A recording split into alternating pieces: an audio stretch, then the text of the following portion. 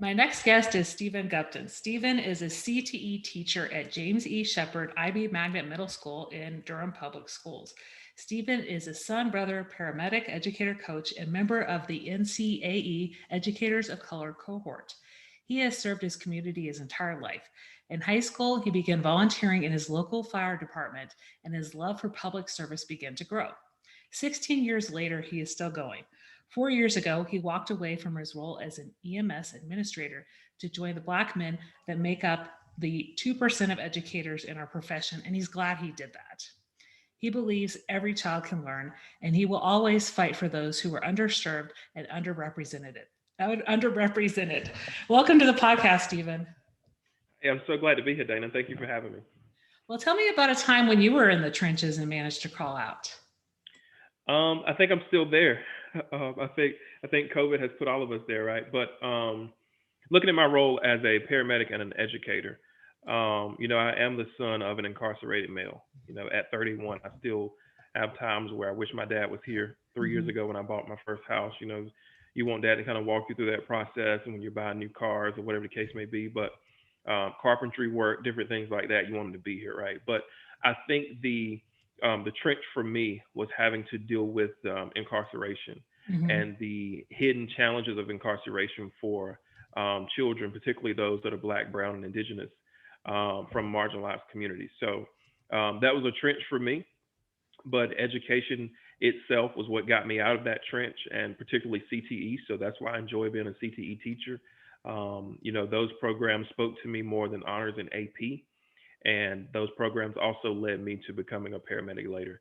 I served as a paramedic, a field training officer for the Office of Emergency Services, and later an administrator in logistics and professional development and professional standards. So that kind of motivated me a little bit. Wasn't necessarily inspirational, but it motivated me to be a little bit better and show my kids, particularly those that are Black, Brown, and Indigenous, that they too can come out of the trench. Hmm. Yeah, you shared with me a little bit in the pre-chat about how your dad's incarceration doesn't define you, but it's something you've always shared with your students as part of Right. just your identity. Yeah, so I think it's important. I'm very careful when I say things about what other educators do, because I Hmm. don't know why they do it, but I think a lot of us we shy away from letting our students know that we are definitely human.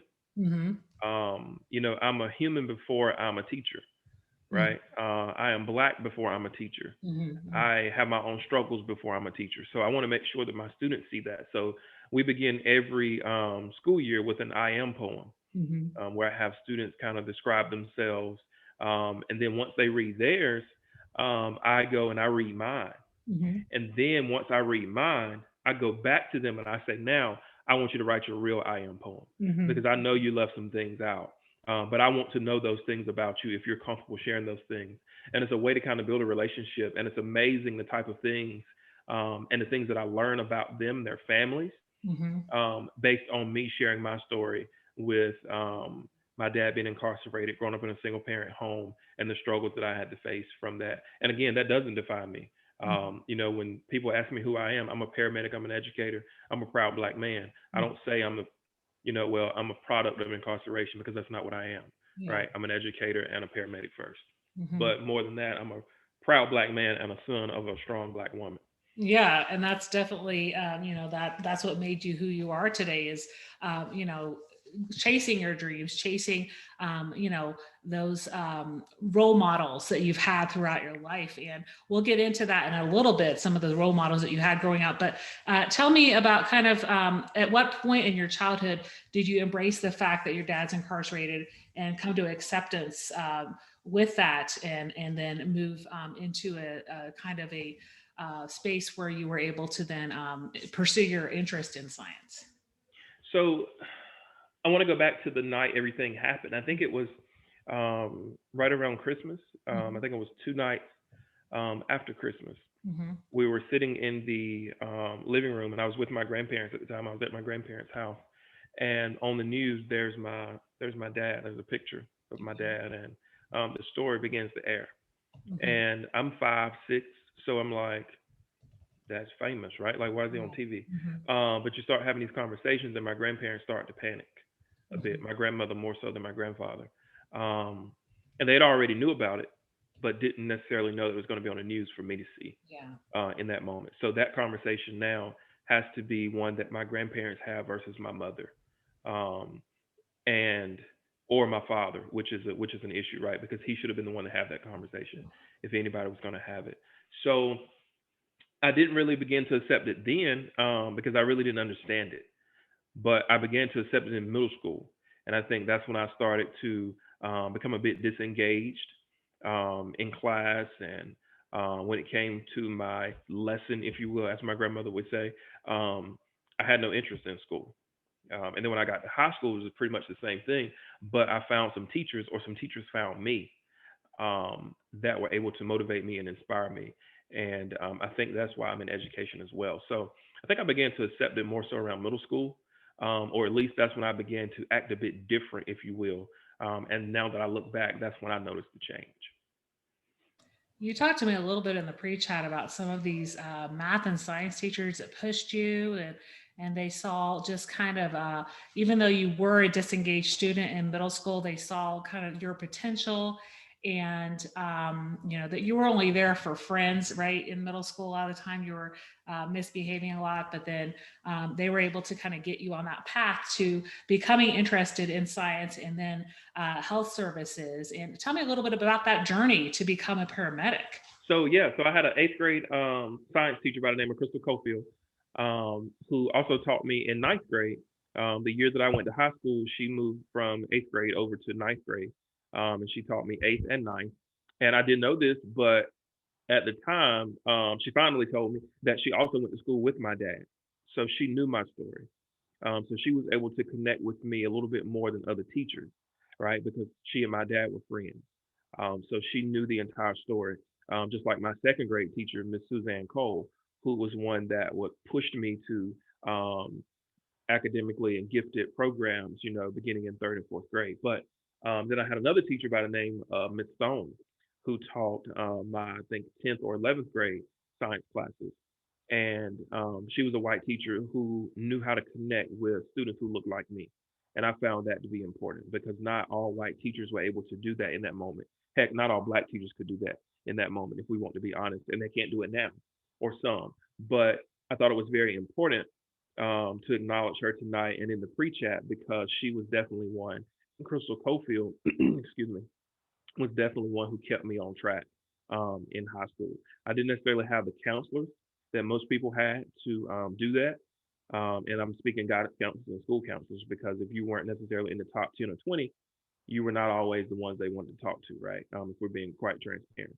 So I'm glad I had those particular teachers to do that. So with them being science teachers and with them staying on top of me, of course, I developed a love for science, but more so for the love of healthcare. So I started volunteering at a local fire department. Started doing that. I thought that was great. And then there was this opportunity for me to start volunteering at local rescue and EMS agency. And then I started putting the science together, the anatomy and the physiology with the body, and then the study of diseases and different things like this. And all of a sudden, I'm a paramedic. So in high school, I started taking an EMT class through CTE, and we had to take it off campus. That class wasn't necessarily available on campus. So we went to advocate to the CTE director, myself and my friend who's now in law enforcement, um, federal law enforcement. He and I went to the CTE director and we said, look, everybody can take the foods classes here, they can take automotive classes here, they can take ag mechanic classes here, but they can't take the EMT class here. Like, why can't we have that? And funding was the issue. So we graduated in 2008, and in 2009, the program was started on the high school campus. And I went back to teach that program 4 years ago. Yeah, it's so great to hear how you were the one who got that program started at that school, right? And the fact that, I mean, EMTs, that's a growing field, especially now with the pandemic. But, in any normal times, you need EMTs. And there are a lot of high schools that haven't had that. Like they might have Mm-hmm. fire sciences, right? They might have CNA courses, but the fact that you were able to advocate for that. And, I just think that's, so important to hear how in your high school, you told me about you were missing a lot of work. You had to stay in the science teacher's classroom during lunch, but that, bond that you had with the science teacher just led to, your love of the subject. And I think, that's something that has probably happened with a lot of students, that maybe the teachers don't always find out about that along the way. But I think, of course, it's based on those relationships, right? And based on the potential that they saw in you, and being able to see that, that you were someone who took an interest in anatomy and physiology, and helping you, find your way to get those EMT courses. Talk to me a little bit about your current context.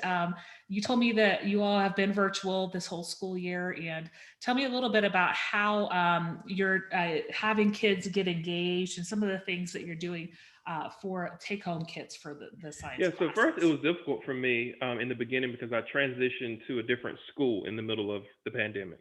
So I left the high school that I was teaching at in March. We all came home, right? And we're virtual. So I'm thinking I'm going back in August and it's going to be okay because I have the same students. But in the middle of that, I made a decision to go to a different school. So I went to middle school. So I started a brand new school and a brand new district, having to get to know brand new students, parents, administrators, other coworkers, and everything. So everything was brand new. So while I'm very confident, I was a bit nervous at the time. Mhm. But I have a great administrator. I'm in a great district with great teachers and students and families who support us. So it's been a very easy transition for me. But we, so I teach middle school health science, so therapeutic services, diagnostic services, and biomedical technology to sixth, seventh, and eighth grade. So I have the pleasure of teaching all three grades, which I think is something really Mhm. great because they come to me all 3 years. We're able to build relationships and make them a bit more strong, and they're prepared for high school health science or science in general. But the take home kits came as an idea from one of our instructional coaches with the district. We were just Mhm. in conversation, and she was getting me used to the district and saying, hey, we have this idea we can do take home kits and different things like that, but I don't really think any other teachers have jumped on that. So I came home immediately and I was like, what can I do? Because I have to get these sixth graders and seventh graders, as well as my eighth graders, hooked from the beginning. Right. So I Mhm. came home and threw together some ideas, and we're covering the skeletal system and we're covering cardiovascular system. So just coming home, throwing things together and sending her a list back where we can get certain kids to come in and pick things up. So when we talk in the Mhm. we talk about equity, we want to make sure that we have it available for every student, right? So we Mhm. have days where students can come by to school and pick up particular equipment if they want it, or on Wednesdays we have wellness Wednesdays where we don't teach. Students are Mhm. we should focus on wellness only. So we actually, myself and another teacher, we actually do home visits, which has been Okay. something completely new for us this year, completely new for me this year. But they have worked really well as well. So we can drop those particular kits off when we do home visits. And those home visits are then you're able to get a lens into those students' lives, right? And some of the seventh graders you were saying, are trying to help those younger siblings out, and that's they're really busy helping their younger siblings learn, and not able to really take as much time for their own learning for Right. Yeah, those. definitely. So in the pre-chat we were talking, and I think I mentioned my interview with NPR, and we were talking Mhm. about how my perspective changed Yeah. because in the beginning I'm like, hey, go find a quiet space, and you don't have to turn your camera on because I know you're not comfortable with everybody seeing inside of your homes or whatever, but find a quiet space. Well, those home visits reminded me that not everybody has a quiet space to Hmm. work, right? Like I have a quiet space to work during the day. I have a quiet space right now, but that doesn't necessarily mean that all of my students do, because I Hmm. saw that seventh grader trying to do work Yeah. or trying to catch up, but he also had younger siblings in the house that he was responsible for until mom and dad got home. So I came up with this saying, and thing kind of took off on Twitter, but we're guests in their homes Hmm. in this Yeah. moment. And we have to carry ourselves as such and govern ourselves accordingly because they're not in our homes, we're in their homes. Yeah. And we have to remember that. Yeah. Yeah, and I think that's something that's really, it's taken a while now. If people have been remote since March, and I think some people are just starting to understand that. That's a conversation I've had with several people on the podcast, is that, having your camera on versus not having your camera on, having them unmuted, and these kids that are in homes where they don't have that private space, right? Or, they might be embarrassed by what would be behind the camera, right? Mm-hmm. So you just need to respect that. Like, and I love that saying of yours, saying we're guests in their homes, right?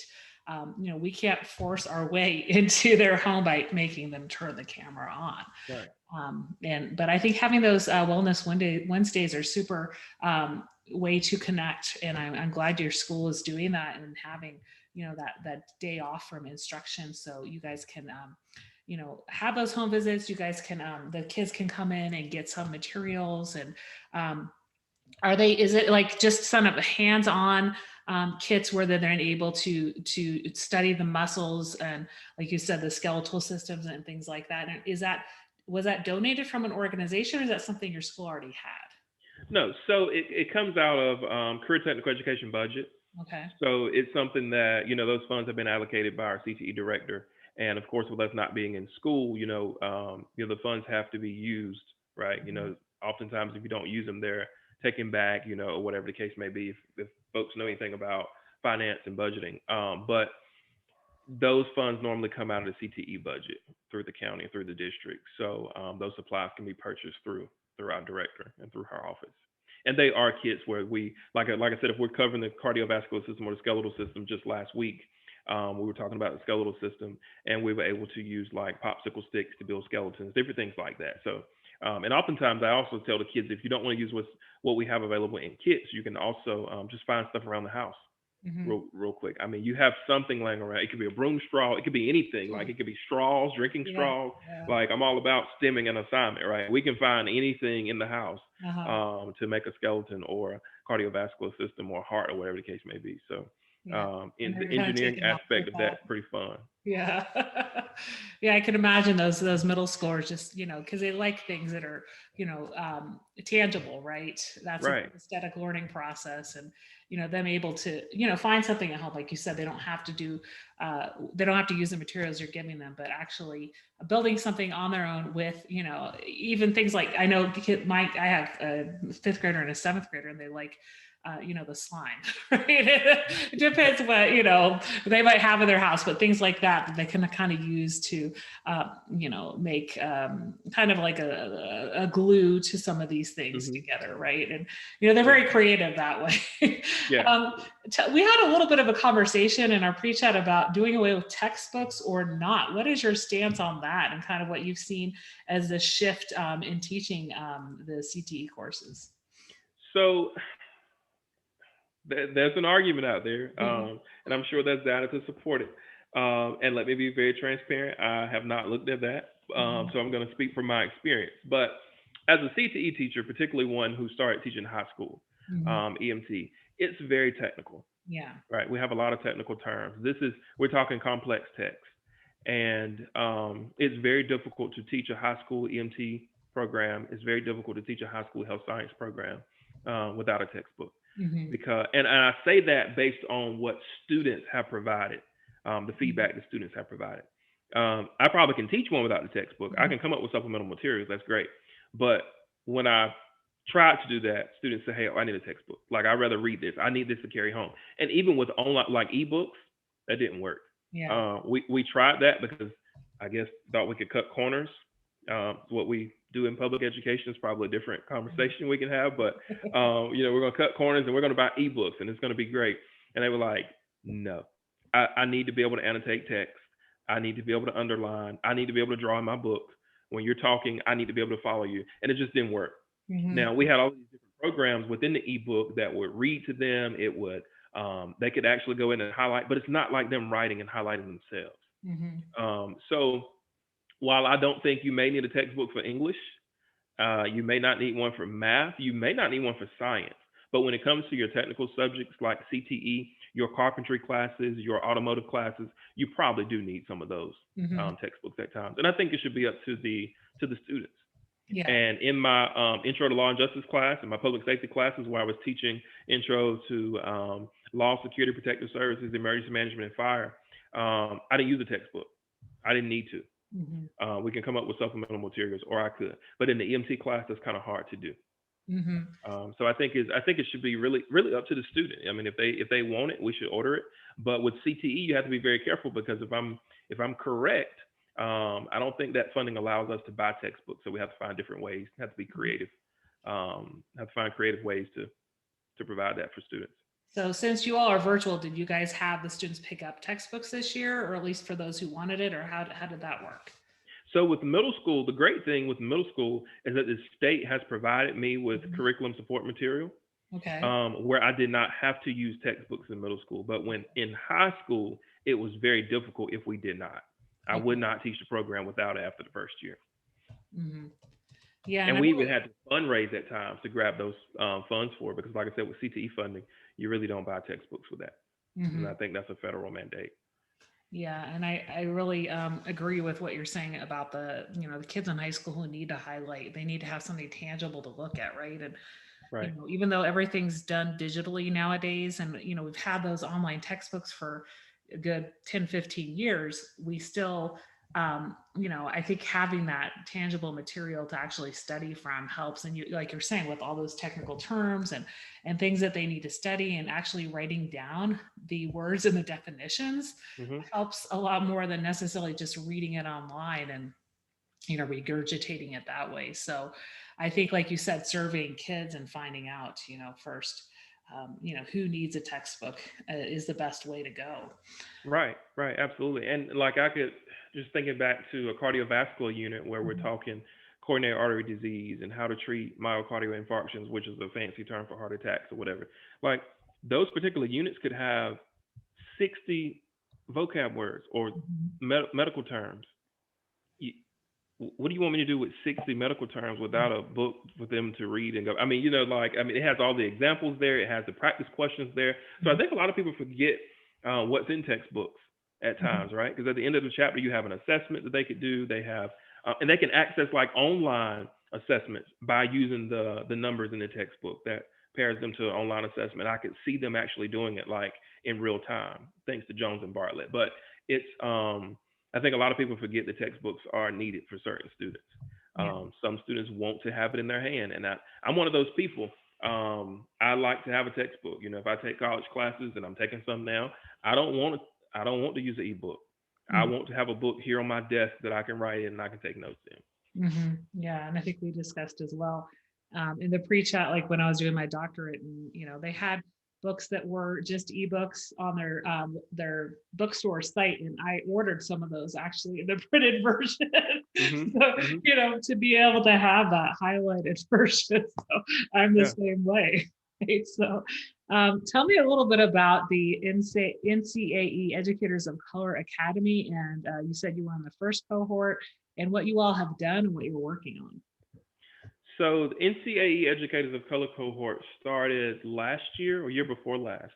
And only accepted 25 educators across the state, and I was one of those 25 educators that applied and were accepted. And the biggest thing that we are working to do at this point is to recruit and retain educators of color. Mhm. And through that, it is our hope and is our mission to um, have educators that are trauma informed. And not only do we want to decrease discipline referrals and the things that we talk about all the time, but we also want to decrease poverty Mhm. across our state as it relates to our marginalized children, children of color, Black and Indigenous, right? And from there, we are going to train other teachers across the state and across the nation. So this year, being our second year, we have submitted our problem of practice. Mhm. So everybody in the program, all 25 people had to submit a problem of practice. And mine was specifically focused on microaggressions for teachers and students and how they affect teachers, and with that, how it affects student Mhm. outcomes. Because if you don't have a teacher who's functioning at 100% because they don't have a supportive administrative team, or because they are facing microaggressions on a daily basis, then students are not performing as well, Mhm. right? Or students are performing, how do we know? Because teachers are not somebody that we're not like, we're human, right? We are human, just like everyone else. So if you face these microaggressions on a daily basis, or this particular harassment from administrators, or you don't have the support that you necessarily need as educators, our students don't survive. They don't thrive in that. Mhm. So that has been something that myself and my partner has been looking at, Dr. Williota Mitchell. We've been looking at that very heavily, and that's the problem of practice that we submitted and we presented. And I'm proud to announce, or proud to say, that out of the 25, Mhm. ours have been forwarded to the governor's task force Wow. for education, as far as retention and recruitment of educators of color. So hopefully you'll be seeing that in a little bit. So hopefully our project will help recruit and retain teachers throughout the state and the nation at some point. Mhm. No, congratulations on getting that all the way to the Thank you. governor's office.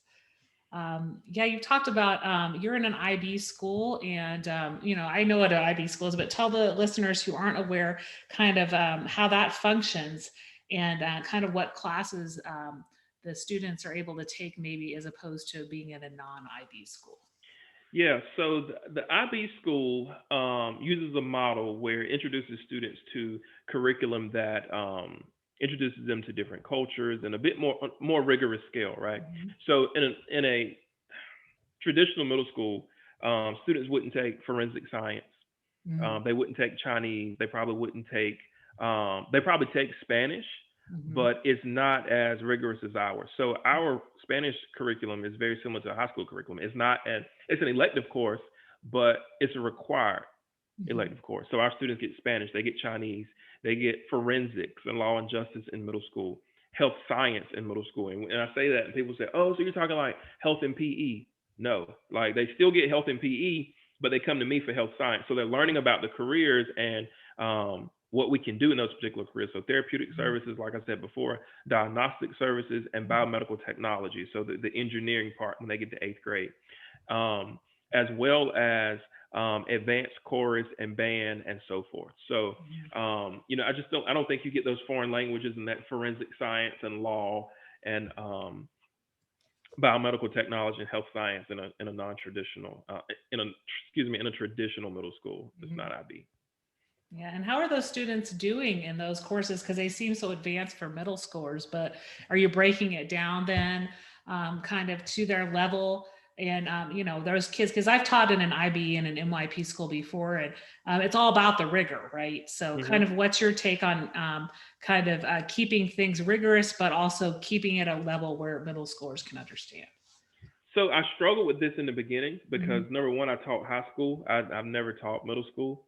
So with high school, my classes were very rigorous because my Hmm. EMT course was an honors level class. But I'm a firm believer that you teach everybody at the honors level. Hmm. Hmm.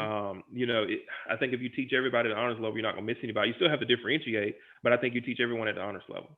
Yeah. I think we have an issue when we start to identify students or say, "Oh, well, he's not honors or she's not honors," so we don't. Hmm. But back to the question, like I had sixth graders, and I'm like, okay, so they're really still fifth graders because we didn't finish out the whole school year. Yeah. So how do I throw this IB curriculum at them, as rigorous as it is, and still keep them? But I think what I learned is that my sixth graders were ready, Hmm.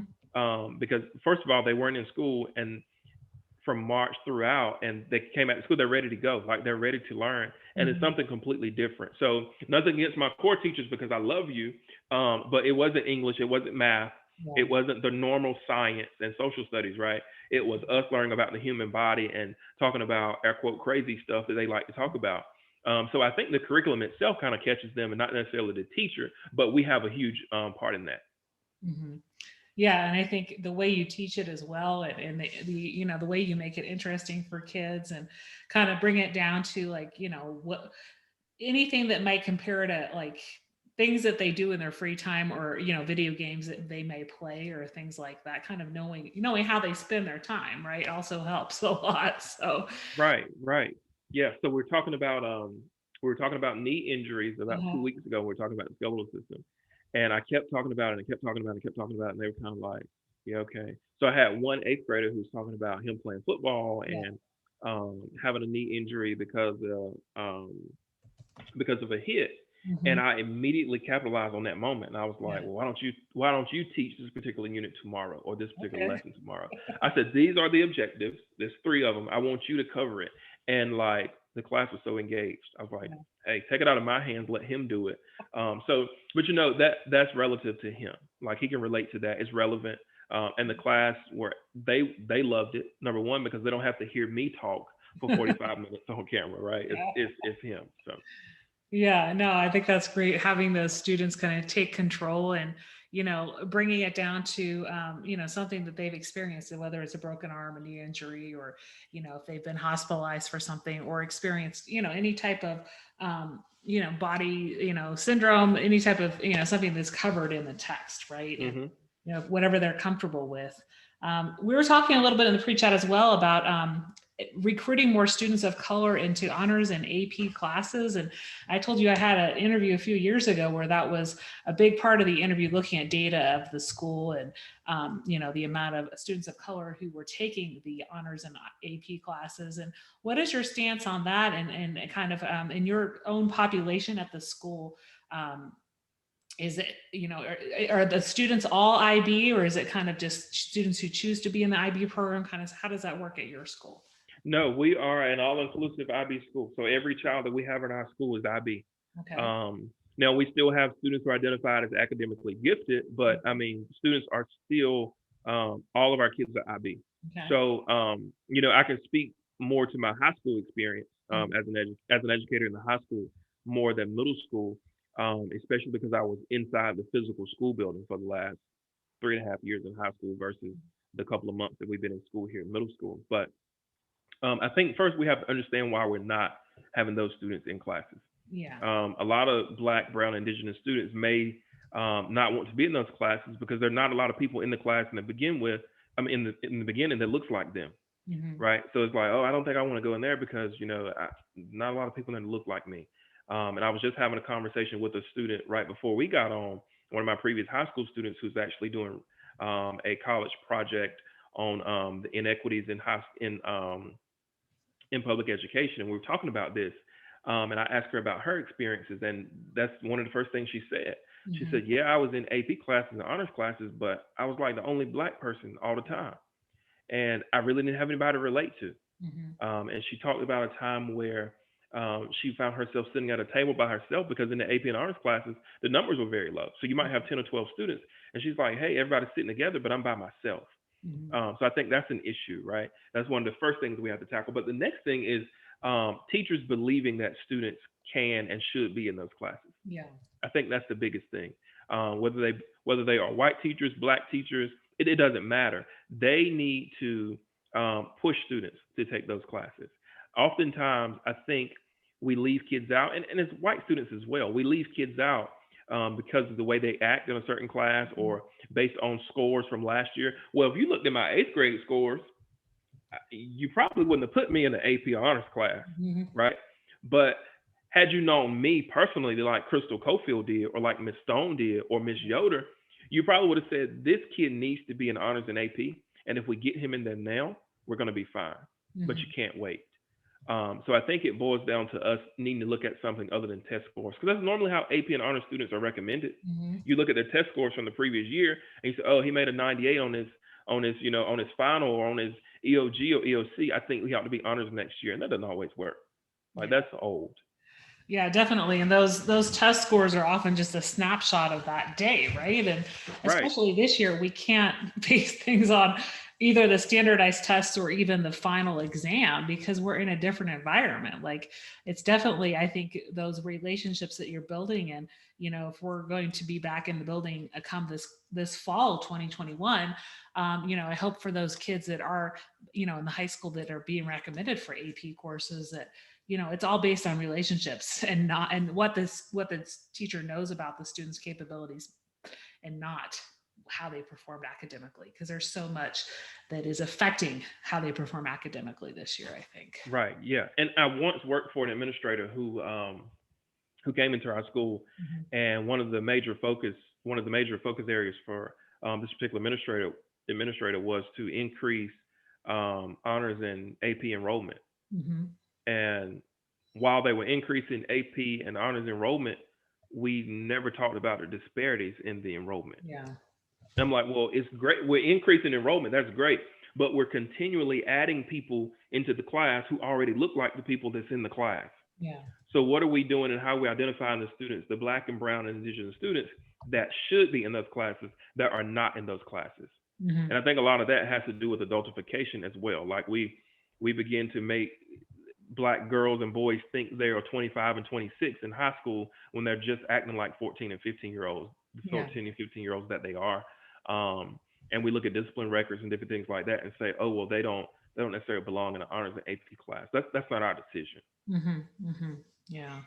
Yeah, I think this is something that's definitely needs to be looked at across the board, and bring out the potential in all students, right? And not, um, just try to increase enrollment across the board, but look at students that, like you said, that have maybe behavior,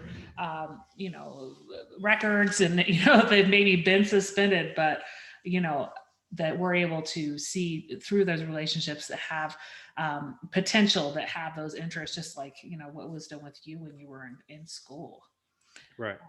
We also talked a little bit in the pre-chat about innovative schools and early colleges, and what your stance is on those. And tell me a little bit about what you think, because we have some of those in the Denver area, and you also have some near you. And these are like those colleges where the students can earn a associate's degree in their, I think, the last 2 years of high school, correct?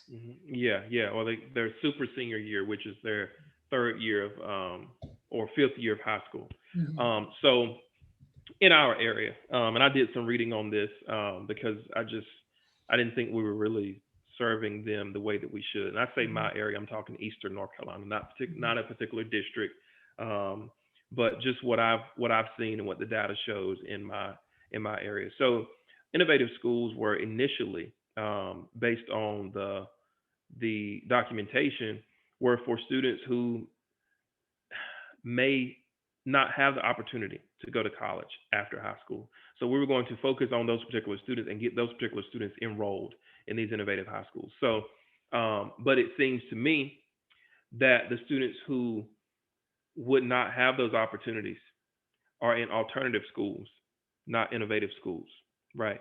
And that's an issue.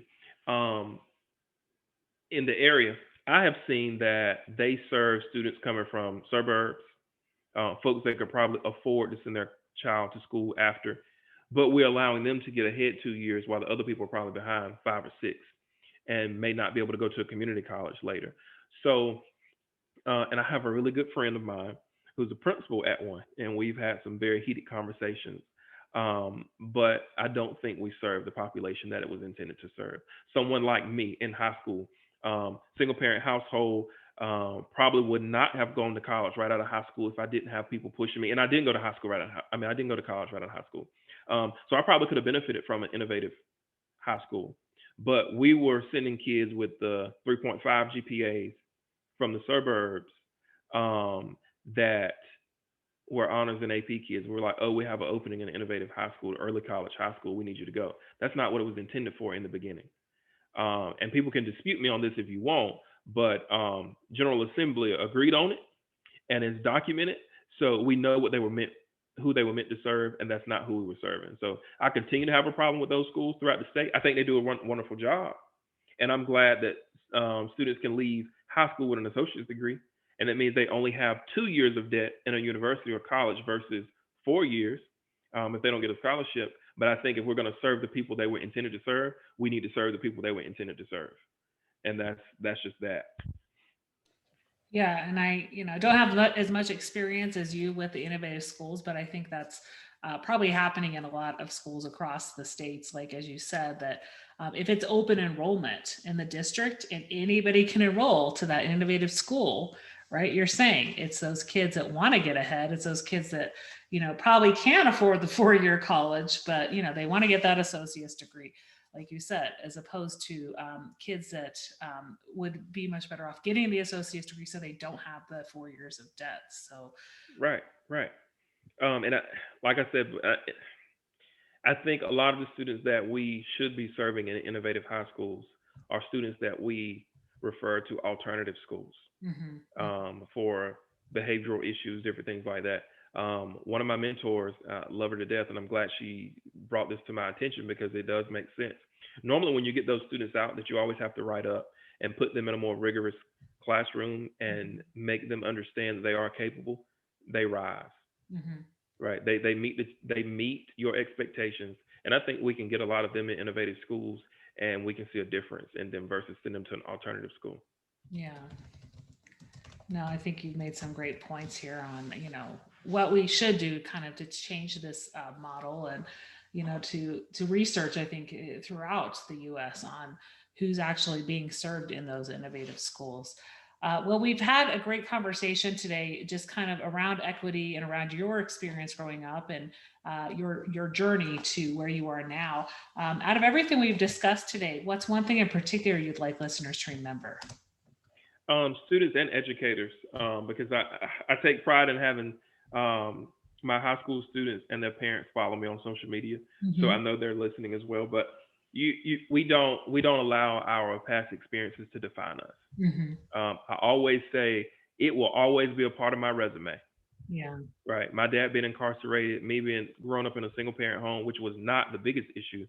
It will always be a part of my resume, but it is not what will define me for the rest of my life. Mm-hmm. And I don't want any students, I don't want any educators to forget that. And for educators, you never know who's in your classroom. So Mm-hmm. open up, let them know that you're human, and continue to build relationships to the best of your ability. But don't take on too much at one time. Right Mm-hmm. now, someone said something earlier about, um, they posed the question, did you get ahead over Thanksgiving break with your work? And I said, well, you know what? I don't think I got ahead because it was never my focus. This is my break, right? Like, Yeah. don't get me wrong. I'm gonna always advocate and fight for kids, but this is my break. Yeah. I wanted to enjoy my family like everybody wanted to enjoy their family. So I'll probably be behind tomorrow at Mm-hmm. 8 a.m., but I won't be doing any work until tomorrow at 8 a.m. So Mm-hmm. my biggest thing for educators is always remember that you are first. And people will disagree with that. Or student, no, you are first. As a paramedic, we're taught that if you're not putting yourself first, and if you're not taking care of you, then you will never be um, you won't be any good to anybody else, Mm-hmm. right? So if I die on the way to a call, Mm-hmm. then the patient is still waiting on somebody to get there to take care of them. So Yeah. I say that to educators: if you die in this moment, or if you're not safe and healthy in this moment, you're not doing anything for your students and your community. Mm-hmm. I think that's really something educators need to keep in mind, and like you learned that as a paramedic, right? Because you gotta answer that call. It's an emergency, Right. but you have to be well yourself and in a good place mentally and physically, right? So it's just as important when you're teaching classes. Well, where can people follow you and find you online? So on Twitter is where people can find me. So you can follow me on Twitter at Gupton Teaches. That is my last name, Gupton Teaches, and that's where I am. So you can find me there. So I accept educators and anybody on Twitter. I do have Instagram and Facebook, but I normally keep that pretty private for family and friends, right? Because I think it's healthy to have some boundaries. So I don't want to argue with educators all the time on all social media platforms. So Twitter is the place to find me if you want to talk to me. Well, it's been great having you on the Out of the Trenches podcast today. Have a great rest of your evening. Thank you, Danny. You as well.